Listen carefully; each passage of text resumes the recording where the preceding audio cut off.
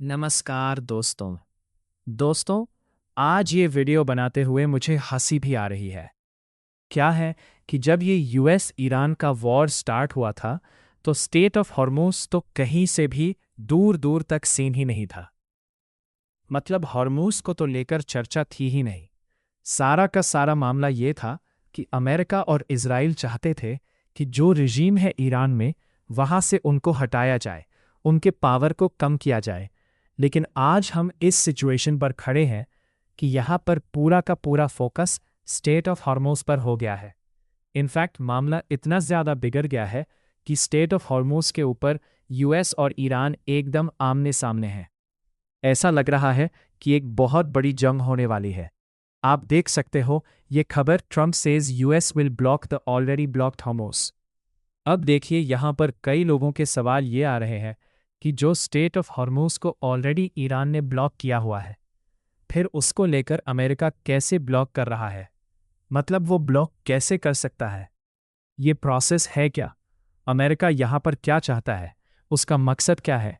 वो सब कुछ मैं आपको डिटेल से बताऊंगा। सवाल ये आता है कि इस वॉर में कौन जीतेगा? तो वो एक आपको झलक देखने को मिलेगी, समझ में आएगा पर्सपेक्टिव। काफ़ी कुछ जानने को है। चलिए शुरुआत करते हैं।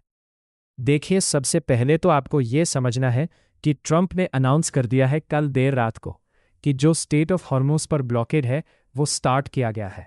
मतलब ऑलरेडी ब्लॉकेड किया जा रहा है। और यहाँ पर जो यूएस के वॉरशिप्स है, फाइटर जेट्स है, उसको पूरी तरह से तैनात किया गया है। अच्छा, यहाँ पर सबसे पहला क्वेश्चन तो ये आता है कि जब हम ईरान की बात करते हैं, अभी तक हम क्या सोच रहे थे कि ईरान ने स्टेट ऑफ हॉर्मूज पर कंट्रोल कर रखा है। अब इसका मतलब क्या है, पहले इसको समझिए। देखो, ईरान ने कोई फॉर्मल तरीके से क्लोजर अनाउंस नहीं किया था। बेसिकली ईरान ने क्या किया कि यहाँ से कोई भी शिप अगर गुजरे ना, तो उसके लिए बहुत डेंजरस बना दो। इतना डेंजरस बना दो कि अगर वो शिप बिना ईरान के परमिशन के गुजर रही है, तो यहाँ पर उसके लिए बड़ा खतरा हो जाएगा। कभी भी उसके ऊपर अटैक किया जा सकता है। तो ईरान ने बेसिकली क्या किया था, वहाँ पर कई सारे जो नेवल माइंस हैं, समुद्र में जो माइंस होते हैं, वो बिछा दिए थे। फास्ट अटैक जो बोट्स है, जिसको सवर्न टैक्टिक्स कहा जाता है, वो डिप्लॉय कर दिए। कोस्टल एंटीशिप मिसाइल्स पोजीशन कर दिया गया। ड्रोन्स का इस्तेमाल किया गया सर्वेलेंस के लिए। इसका नतीजा ये निकला कि कोई भी शिप इस स्टेट ऑफ हॉर्मूज से गुजरने के लिए तैयार ही नहीं थी, बिना ईरान के परमिशन के। इसकी वजह से इंश्योरेंस कॉस्ट काफ़ी ज़्यादा बढ़ गया। कई जो शिपिंग रूट्स है वो डिसरप्ट हो गए। तो कहने का मतलब ये है कि ईरान ने अभी तक क्या किया हुआ था, डिनायल कंट्रोल किया हुआ था। मतलब कोई भी शिप बिना ईरान के परमिशन के नहीं गुजर सकता। इसका मतलब यह हुआ, Iran does not need to fully control the state. मतलब ईरान को ये कंट्रोल करने की ज़रूरत नहीं है। ईरान ने इस स्टेट को इतना डेंजरस बना दिया कि कोई शिप वहां से गुजरने को रेडी नहीं था। अब क्वेश्चन ये आता है कि ट्रंप की स्ट्रैटेजी क्या है। मतलब आप एक ऐसे स्टेट को ब्लॉकेट कर रहे हो जहां पर ऑलरेडी डिसरप्शन आ चुका है। इसका लॉजिक क्या है? देखो, बेसिकली क्या है ना कि यहां पर ट्रंप शिफ्ट चाह रहे हैं। एक तरफ अभी तक क्या था, करंट सिचुएशन क्या थी कि ईरान डिसाइड करता था कि उस स्टेट ऑफ हॉर्मोज से कौन सी शिप पास होगी, किसको यहां पर खतरा रहेगा। लेकिन अब ट्रंप का गोल यह है कि ईरान का जो कंट्रोल था उसके ऊपर उसको रिप्लेस कर दिया जाए यूएस कंट्रोल से। मतलब यूएस का अब वहां पर सिलेक्टिव कंट्रोल होगा। So control is not about closing the state. यहां पर हम स्टेट ऑफ हॉर्मोज को क्लोज करने की बात नहीं कर रहे हैं। बट क्वेश्चन ये है कि उस स्टेट को कंट्रोल कौन कर रहा है। ये पूरा मामला आकर अटक गया है। अच्छा, दूसरा यहां पर ट्रंप का मकसद क्या है? वो है इकोनॉमिक वॉरफेयर। बेसिकली वो ईरान का जो ऑयल लाइफलाइन है ना, उसको टारगेट करना चाहते हैं। क्योंकि ईरान की पूरी जो इकोनॉमी है वो किसके ऊपर डिपेंडेंट है? वो चाइना को बहुत सारा ऑयल एक्सपोर्ट करता है। सेंशंस के दौरान भी वो शैडो फ्लूइड टैंकर्स का इस्तेमाल करता है। शिप टू शिप ट्रांसफर करता है बीच समुद्र में। यहाँ पर जो कार्गो रूट्स है उसको एक प्रकार से जो है अपने फेवर में करने की कोशिश करता है। तो ब्लॉकेट का मेन एम यह है ट्रंप का कि ईरान के ऑयल एक्सपोर्ट को रोक दो। जो भी शिप ईरानियन पोर्ट्स की तरफ जा रही है, या फिर वहां से आ रही है तो उस शिप्स को अलाउ मत करो।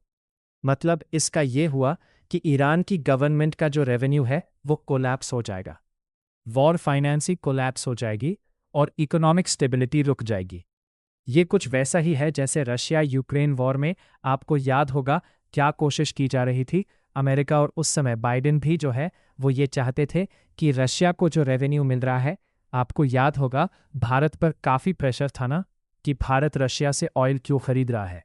और ये भी बोला जा रहा था कि भारत अल्टीमेटली ये जो वॉर है यूक्रेन के साथ उसको फाइनेंस कर रहा है, क्योंकि जब इंडिया ऑयल खरीदता है तो उसके लिए उसको पैसा देना पड़ता है, जिसका इस्तेमाल रशिया वॉर के दौरान कर रहा है।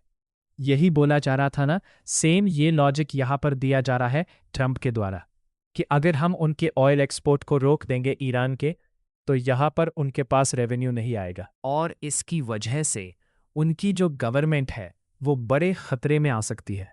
अच्छा, अब क्वेश्चन ये आता है कि ट्रंप इस ब्लॉकेड को करने के लिए क्या क्या वेपन्स का इस्तेमाल कर रहे हैं। देखो, बहुत भारी भरकम तैनाती की जा रही है। मैं आपको बता दूं, सबसे पहले तो यूएस की नेवी ने 15 से ज्यादा जो वॉरशिप्स हैं उसको डिप्लॉय कर दिया।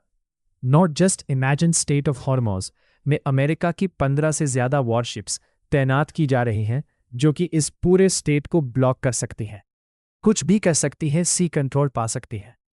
सिर्फ यही नहीं, यहां पर जो एयर जे फाइटर जेट्स हैं F-35B लाइटनिंग, आपने सुना होगा फाइटर जेट, वो पोजीशन किए गए हैं बड़ी मात्रा में।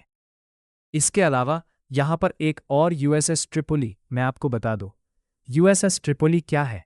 एक मिनी एयरक्राफ्ट कैरियर की तरह है जिसपे F-35B जेट्स बहुत सारी चीजें देखने को मिलती हैं और इसकी कैपेबिलिटी है कि एयर वॉरफेयर प्लेटफॉर्म की तरह, FEBS इन्वेशन बेस की तरह, मतलब ये एयर स्ट्राइक्स और ट्रूप्स लैंडिंग दोनों करवा सकता है। और यहां पर मोबिलिटी के लिए MV2 ऑफस्प्रे में देखो एक और इंटरेस्टिंग चीज है, ये जो MV2 ऑफस्प्रे है ना, ये आप देख रहे हो, ये हेलीकॉप्टर भी है और एयरप्लेन भी है। जैसे क्या है कि जैसे हेलीकॉप्टर वर्टिकल लैंडिंग करता है ना और यहां पर टेक ऑफ करता है, सेम उस प्रकार से ये MV-22 स्प्रे कर सकता है। लेकिन नॉर्मली हम क्या जानते हैं, हेलीकॉप्टर का जो स्पीड है वो ज्यादा नहीं होता। तो ये जो पर्टिकुलर MV2 स्प्रे है, ये लैंडिंग और टेक ऑफ तो हेलीकॉप्टर की तरह करता है, लेकिन इसकी जो स्पीड है वो आपका एयरप्लेन जैसी है। तो इसीलिए ये बहुत घातक बताया जाता है। इससे आप अचानक से रैपिड ट्रूप डिप्लॉयमेंट कर सकते हैं, आइलैंड को कैप्चर कर सकते हैं, जैसे ईरान का खर्ग आइलैंड हो गया, उसको ये कैप्चर कर सकता है, वो कैपेबिलिटी है। So this is not just presence, मतलब यहां पर वॉर रेडी फोर्स का प्रोजेक्शन किया जा रहा है अमेरिका के द्वारा। अब क्वेश्चन ये है कि ये जो पूरा ब्लॉकेड अमेरिका कर रहा है, ट्रंप कर रहा है, वो वर्क कैसे करेगा? देखो, सबसे पहला है it is the selective blockade.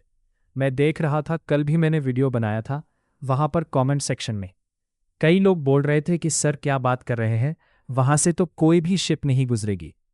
देखो, ऐसा नहीं है, इसको लेकर काफी कंफ्यूजन है, क्योंकि ट्रंप कोई और बात कहते हैं, बाद में क्लैरिफिकेशन आता है तो कोई और बात निकलती है। यहां पर ट्रंप ने पहले कह तो दिया था कि कोई भी शिप को हम गुजरने नहीं देंगे, लेकिन ऐसा है नहीं। ये जो ब्लॉकेड किया जा रहा है ये सेलेक्टिव है, ये क्यूबा जैसा नहीं है। 1962 में जो क्यूबन मिसाइल क्राइसिस हुआ था ना USSR के साथ, आपको याद होगा, तो उस समय फुल ब्लॉकेड लगाया था, कोई भी शिप नहीं गुजर रहा था। लेकिन यहां पर क्या है ना कि specifically Trump Iranian oil export को टारगेट कर रहे हैं। वो शिप जो ईरान की तरफ जा रही है, ईरान से आ रही है, उसके ऊपर टारगेट किया जाएगा। यहां पर जैसे मान लो अगर भारत जो है कतर से LPG खरीदता है, तो वो LPG का जो टैंकर है वो आसानी से स्टेट ऑफ हॉर्मोज से पास हो सकता है, वो US अलाउ कर देगा।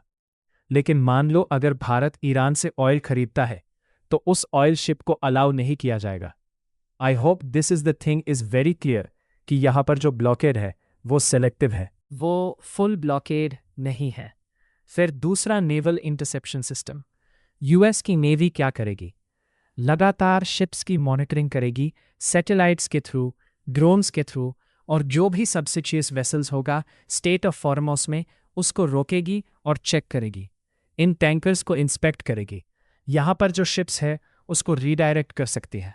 स्पेशली जो डार्क फ्लड है, ये डार्क फ्लड ईरान काफ़ी लंबे समय से इस्तेमाल कर रहा है ताकि वो ऑयल का एक्सपोर्ट कर सके और पैसे कमा सके। लेकिन दोस्तों, अब सवाल ये आता है कि क्या ये इतना आसान होगा ट्रंप के लिए? बिल्कुल भी नहीं। Let me tell you, Iran का जो एसिमेट्रिक वॉरफेयर का एडवांटेज है वो काफ़ी बड़ा है। आप सोच के देखो ना, ये स्टेट ऑफ फॉर्मोस में 3 दिशाओं से, यहाँ से इधर से कभी भी ईरान बड़ी मात्रा में यूएस की नेवी पर अटैक कर सकता है। उसके पास स्वम अटैक है, मिसाइल स्ट्राइक है, कॉस्ट से कर सकता है, माइन लिंक ऑलरेडी कर रखी है, प्रॉक्सी अटैक्स हो गया। तो इसकी वजह से होमोस एक बहुत हाई रिस्क कॉम्बैट जोन बन जाता है। अच्छा, लीगल एम्बिग्विटी भी है। इंटरनेशनल लॉ जो है वो इनोसेंट पैसेज अलाउ करता है, लेकिन ब्लॉकेज जो है पीस टाइम में ये काफ़ी कंट्रोवर्शियल हो जाता है। तो ईरान का आर्ग्यूमेंट ये है कि this is illegal and act of war, और इसका असर क्या होगा? ग्लोबल ऑयल शॉक देखने को मिल सकता है। ऑलरेडी आप देख रहे हो, जब से ये चर्चा हो रही है, $1500 पर बैरल क्रूड ऑयल, इसकी वार्निंग ऑलरेडी जा चुकी है। तो क्या ये इतना ज़्यादा प्राइस बढ़ जाएगा? इसके अलावा एस्केलेट भी तो हो सकता है मामला। मतलब मान लो यूएस की नेवी वहाँ पर आ रही है, फिर उसके वजह से ईरान रिटेलिएट करेगा। अगर मान लो ईरान यूएस के वॉरशिप को मार देता है, ख़त्म कर देता है मिसाइल से, तो आप सोचो कितना बड़ा ये युद्ध फिर से स्टार्ट हो सकता है। फिर स्ट्रैटेजिक पैराडॉक्स भी है, सोच के देखिए। और ट्रंप के केस में तो ये अक्सर देखने को मिलता है। मैं ये कह रहा हूँ कि ट्रंप क्या चाहते हैं। यूएस चाहता है कि ऑयल का फ्लो स्टेबलाइज हो, ऑयल के प्राइसेस ना बढ़े। एक तरफ तो अमेरिका ये कह रहा है, लेकिन दूसरी तरफ ट्रंप जो है वो खुद ही इंस्टेबिलिटी क्रिएट कर रहे हैं। अब स्टेट ऑफ फॉर्मोस जो मैं आपको स्टार्टिंग में बता रहा था ना, कि वॉर स्टार्ट हुआ था तो किसी ने सोचा नहीं था कि ऐसा भी कुछ होगा, लेकिन पूरा का पूरा फोकस यही हो गया। ऐसा लग रहा है कि वॉर तो सब भूल ही गए हैं, स्टेट ऑफ होमोस को कैसे ओपन कराया जाए, क्लियर किया जाए, सबका फोकस वही हो गया है। अच्छा, यहाँ पर एक इंटरेस्टिंग चीज़ ये है कि नेटो के जो एलायंस हैं वो ट्रंप को ज्वाइन नहीं कर रहे हैं इस पर्टिकुलर वॉर में, और इसी की वजह से नेटो का अब देखो अस्तित्व जो है वो बहुत मुश्किल में पड़ गया है। क्या ये रहेगा नहीं रहेगा वो तो समय बताएगा। वैसे मैं आपको एक और इंटरेस्टिंग चीज़ में बता दूं, आज मैं देर रात तक ये काम कर रहा हूँ, वीडियो बना रहा हूँ, और मैं आपको बता दूं कभी भी एक डील भी हो सकती है, क्योंकि एक बड़ा ट्विस्ट आया है होमोस ब्लॉकेड जो स्टार्ट किया है ट्रंप ने। उसकी वजह से ट्रंप का ये कहना है, अगेन ये भी समझने की बात है कि ईरान अभी नहीं कह रहा है, लेकिन ट्रंप का ये कहना है कि ईरान बहुत जल्द डील चाहता है। और देखते हैं क्या ईरान ने ऐसा कहा है, कुछ बोला है, अभी तक इसके बारे में नहीं पता, लेकिन ट्रंप का ऐसा क्लेम है। काफ़ी कुछ अभी देखना होगा। आज जो भी कुछ खबरें आएंगी, जो भी इंपॉर्टेंट अपडेट्स होंगे, मैं आपको बताऊंगा। बट आई होप कि अभी के लिए आपको क्लैरिटी मिल गई होगी।